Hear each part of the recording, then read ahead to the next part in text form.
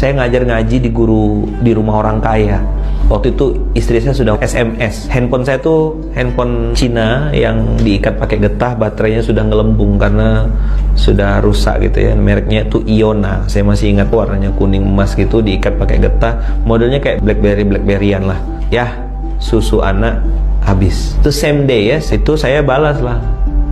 Ya udah, saya bilang ganti dengan teh manis. Harga susu tuh cuma Rp9. Di Malaysia tuh dapat subsidi. Nah, sedangkan popok anak itu kurang lebih Rp30. Jadi 3 tambah 10 tuh Rp40 lah kebutuhan hari itu. Nah, insya Allah kalau sesuai rencana, hari itu saya dapat uang. Jatah saya ngajar ngaji. Rumah orang kaya, pakai klaster. Mobilnya tuh BMW, Mercedes-Benz, Proton Perdana. Rumah orang kaya. Bisnisnya salah satunya punya pom bensin. Jadi bagi saya kaya lah kan. Begitu saya selesai ngajar ngaji anaknya, saya tunggu gitu, karena hari itu saya harus dapat uang 140. Jadi uang saya pergi itu udah tinggal Rp5. Nah, Rp5 tadi karena saya berpikir tadi ya, hari ini dapat uang Rp140. Ya udahlah, saya isi bensin aja dulu, perut gak usah diisi. Ngajarnya jam 8 pagi.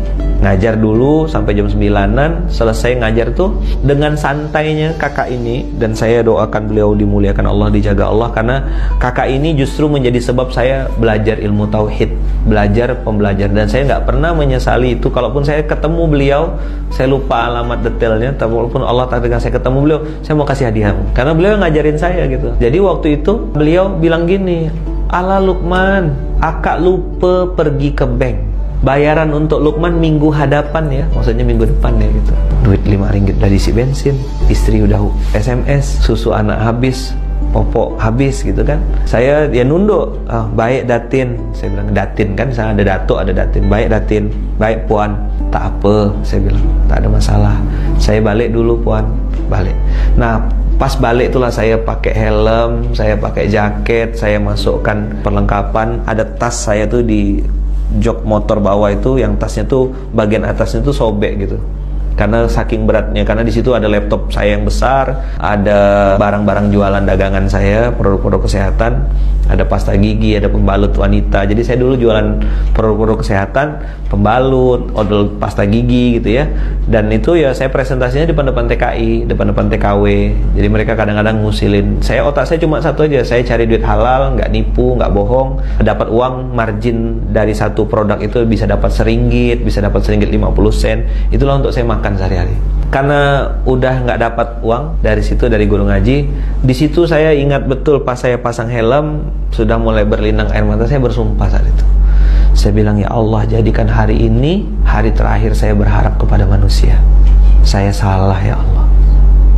Jadi saya pulang tuh naik motor tuh udah kayak orang apa, basah aja air mata tuh, udah nggak tahu mau kemana. Karena kan mau pulang, nggak tahu, nggak ada bawa duit, ya kan? Susu anak juga ini. Akhirnya jalan saya dari daerah Ampang, naik motor, saya jalan kosong, hampa, perut lapar, duit habis ya kan.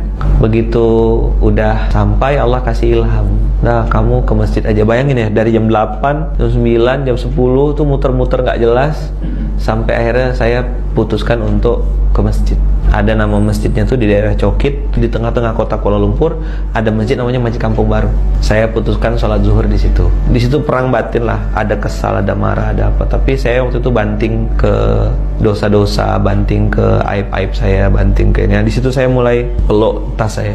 Singkat cerita, sholat zuhur di Malaysia itu jam 1:15. Jadi saya nunggu panjang, iktikaf sambil lapar gitu ya. Saya noleh kiri kanan, ada nggak yang ngasih makan? Nggak ada. Tidur, tapi tidur ayam gitu kata orang ya, sambil peluk-peluk tas itu, sambil doanya tuh udah doa orang yang, ya Allah tolong beli dagangan saya gitu. Komat, sholat, ya kan, selesai sholat saya doa itu lagi, saya peluk tas, tolong belilah dagangan saya, nggak muluk-muluk, saya minta ya Allah RM40 aja, RM10 untuk beli susu anak, RM30 untuk beli popok. Ya amanal aminin, aminna mimman nakhaf, wahai yang memberikan keamanan, amankanlah kami dari apa yang kami takuti. Ya amanal aminin, salimna mimman nakhaf, selamatkanlah kami dari apa yang kami takuti.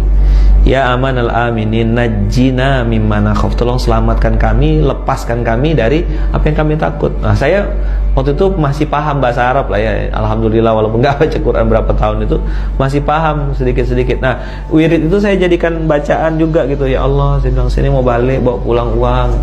Nggak lama setelah saya nangis kan, netesin air mata minta dibeli sama Allah, tolong belilah dagangan saya, Allah tolong beli. Handphone saya bunyi kering gitu. Ini orang tua angkat saya, anak beliau tuh adik kelas saya di Gontor, si Arif itu. Abah ini orang Garut, punya bisnis cukur rambut di Malaysia dan sampai sekarang masih ada cukur rambut. Jadi beliau bilang, Lukman lagi di mana? Lagi di Masjid Kampung Baru. Lukman ada bawa toothpaste, odol pasta gigi nggak? Ada Pak, ada. Saya bilang ada. Abah perlu berapa? Beliau bilang, Abah perlu 2. Oh, itu saya nangis langsung basah. Nangis, tahu kenapa? Karena harga pasta gigi itu 20 ringgit kontan. Saat memutus harapan kepada makhluk, Allah langsung datang.